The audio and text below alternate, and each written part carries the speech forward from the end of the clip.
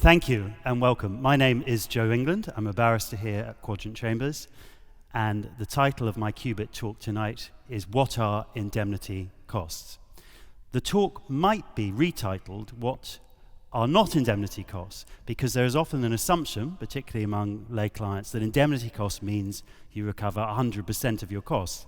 That can sometimes happen, but more often than not, that is not the case. In fact, last month I was told by a commercial court judge, having intimated that I might make an application for indemnity costs, that it would make no difference as to the amount that would be recovered. I still, of course, had a go. Once, of course, an award for liability for costs has been made, there are two bases on which costs can be assessed. And in order to understand indemnity costs, it's important to understand the other basis, which is standard basis for assessing costs. Now that rule, as set out in CPR 44.3, to be read with the practice direction, are that costs should A, be proportionate, B, be reasonably incurred, and reasonable in amount. So there's two aspects to the reasonableness. And any doubt is resolved in favour of the paying party.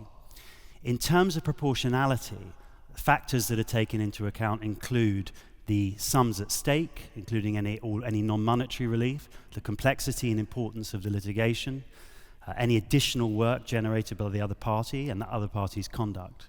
So what are the differences when we now look at indemnity costs?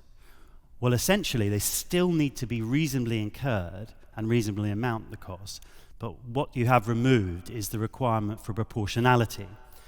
The paying party is therefore, in effect, having to prove that the receiving party's costs are unreasonable, and that often means that costs are recovered in a higher amount. And of course, it must never offend the indemnity principle to allow a party to recover more costs than it's actually incurred. The standard position, of course, if an order is silent, is that costs will be assessed on the standard basis. If you want indemnity costs, therefore, you have to ask for them. And the usual form is at the end of a hearing to make an oral application. And sometimes you'll have more notice, for example, if a judgment's handed down and then a consequentials hearing is listed. It's often not required, but it is sometimes possible to file a witness statement in support of such an application, although often the judgment that's been given or the correspondence or other materials in the bundle will be the best material on which to raise an application. But sometimes, I say in complex cases, it can be necessary to produce a witness statement. The court has a very broad discretion, as with all matters of costs, when it comes to awarding indemnity costs. And of course, ultimately, it depends on the circumstances of the case. However, there are certain phrases that occur in the case law that are often cited that are used in terms of applying a test to when indemnity costs should be awarded. It requires some culpability or abuse on the part of the paying party. One phrase that's often used was adopted by Lord Wolfe in a decision called Excelsior Commercial in 2002 in the Court of Appeal, which is something outside the norm. But it's important to understand that the conduct has to be out of the norm rather than being exceptional conduct to satisfy the test. To give you an example of that test in action, a well-known piece of litigation in 2006 involving Three Rivers versus the Bank of England. This was litigation on a massive scale where there were claims brought against the Bank of England by liquidators that ultimately failed after around 256 days of the trial. In essence, it was alleged that the loss was caused by the bank wrongly granting a license or failing to revoke the deposit taker's license, and damages were claimed, including for the tort of misfeasance in public office. The bank sought indemnity costs when the claims were withdrawn and an exoneration of those accused of dishonesty.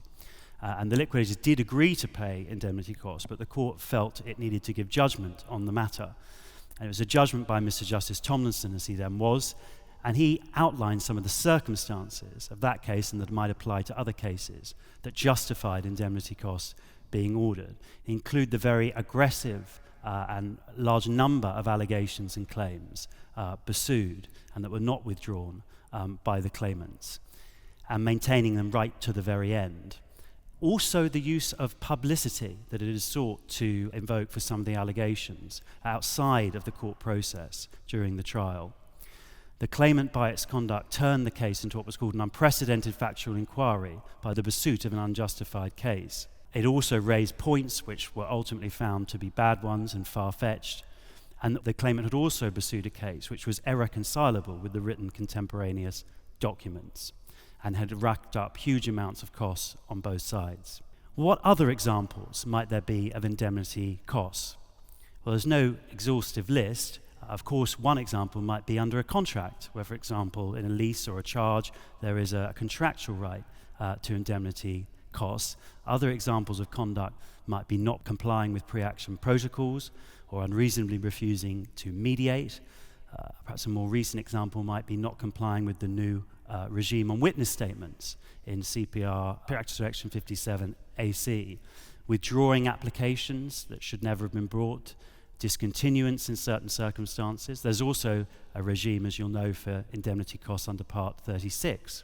A good example that I recently had was when two defendants did not pay sums due under a settlement agreement and only asked to do so the day before the sums fell due.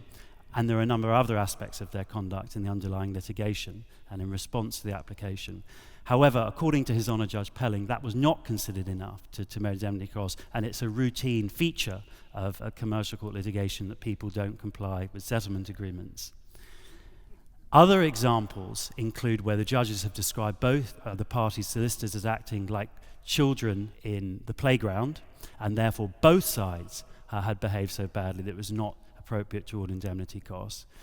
Other examples where indemnity costs have not been awarded is where generally the conduct does not reach a standard to be sufficiently abusive or worthy of moral condemnation.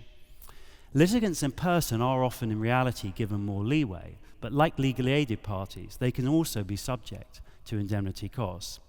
There are lots of other examples, and much depends on the circumstances, or more likely the type of judge, as the courts have emphasised, and that makes appeals on indemnity costs and therefore an abundance of authority difficult to find. And that is indemnity costs in 10 minutes. Thank you.